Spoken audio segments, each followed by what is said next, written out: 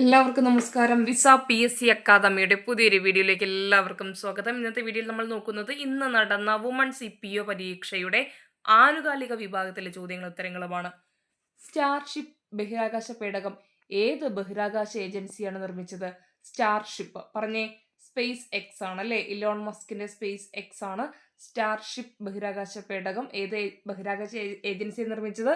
Space X സ്ഥാപകൻ Elon Musk ആണ്.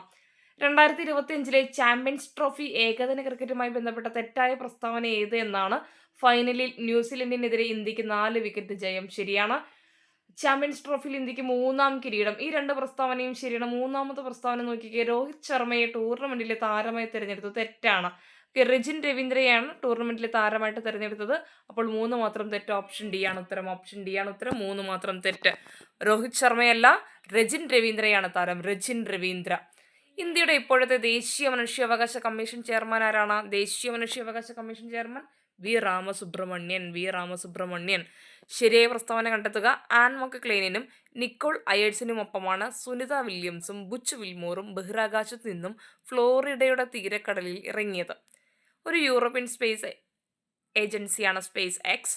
256 ദിവസത്തെ ബഹിരാകാശവാസത്തിന് ശേഷമാണ് സുനിത വില്യംസും ബുച്ച് വിൽമോറും ഭൂമിയിലെത്തിയത്. ഒരുപക്ഷെ PSC ഉദ്യോഗാർത്ഥികൾ എല്ലാം പ്രതീക്ഷിച്ചൊരു ചോദ്യമായിരുന്നു സുനിത വില്യംസും ബഹിരാകാശ പേടകവും അല്ലേ? അപ്പൊ അതിൽ നോക്കിക്കേ. ആൻ മക്ക്ലെയിനും നിക്കോൾ അയേഴ്സിനും സുനിത വില്യംസിനും ബുച്ച് വിൽമോറിനൊപ്പം ആ ബഹിരാകാശ യാത്രയിൽ ഫ്ലോറിഡയുടെ തീരക്കടലിൽ ഉണ്ടായിരുന്നില്ല. അത് നമുക്കറിയാവുന്നതാണ്.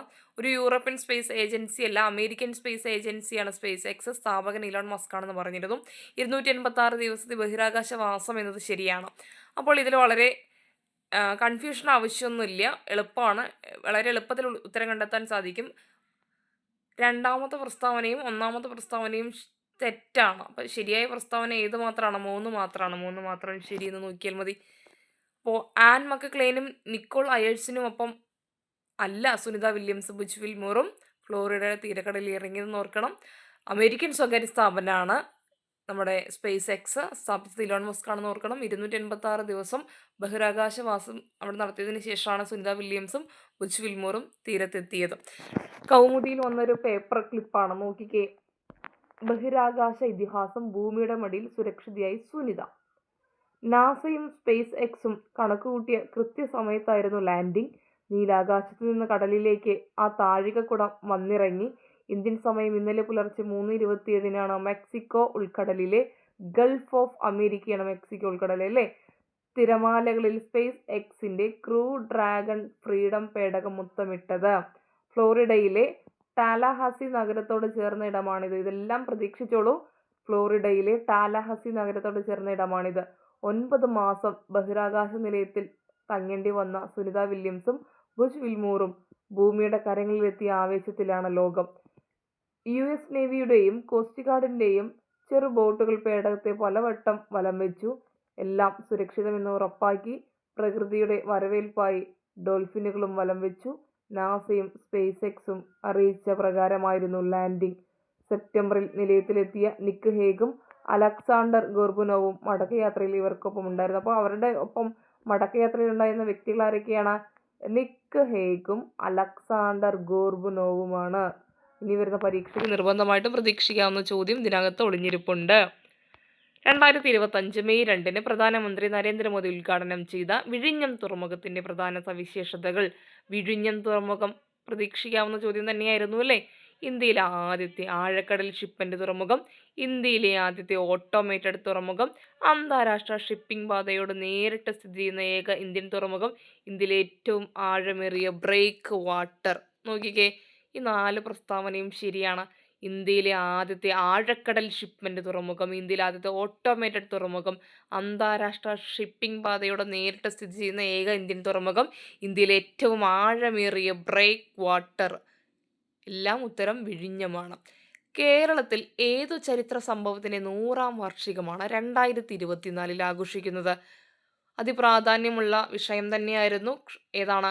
വൈക്കം സത്യാഗ്രഹമാണ്. കേരളത്തിൽ ഏതു ചരിത്ര സംഭവത്തിന്റെ 100ാം വാർഷികമാണ് 2024 ആഘോഷിക്കുന്നത്? വൈക്കം സത്യാഗ്രഹം. ഏഷ്യൻ ഗെയിംസ് 2023 തന്നിരിക്കുന്ന പ്രസ്താവനകളിൽ ശരിയല്ലാത്തതാണ് ചോദിക്കുന്നത്. ഇന്ത്യ 28 സ്വർണം നേടി. ശരിയാണ് അല്ലേ? ഏഷ്യൻ ഗെയിംസിൽ ഇന്ത്യ 28 സ്വർണം നേടി. ഇന്ത്യയുടെ സ്ഥാനം 3-മതാണെന്നൊരു പ്രസ്താവന ഉണ്ടായിരുന്നു. തെറ്റാണ്. ഇന്ത്യ 2023 ഏഷ്യൻ ഗെയിംസിൽ 4-ാം സ്ഥാനത്തായിരുന്നു അല്ലേ? 3-മത് ജപ്പാനാണ്. ചൈനയിലെ ഹാങ്ഷോവിൽ നടന്നു. അടുത്തത് ജപ്പാനിൽ നടക്കും. ആ 3 പ്രസ്താവനയും ശരിയാണ്. 2-മത്തെ പ്രസ്താവന മാത്രമാണ് തെറ്റ്. ബി ആണ് അതിലെ തെറ്റ് അല്ലേ? ബി ആണ് അതിലെ തെറ്റ്. വളരെ പ്രധാനപ്പെട്ട ചോദ്യം തന്നെയായിരുന്നു. അതും പ്രതീക്ഷിക്കാവുന്ന ചോദ്യം തന്നെയായിരുന്നു. ഓക്കെ, അടുത്ത ചോദ്യം നോക്കിക്കേ. ന്യൂഡൽഹിയിൽ 2023 കൂടിയ G20 രാജ്യ കൂട്ടായ്മയുടെ പ്രധാന മുദ്രാവാക്യം എന്തായിരുന്നു?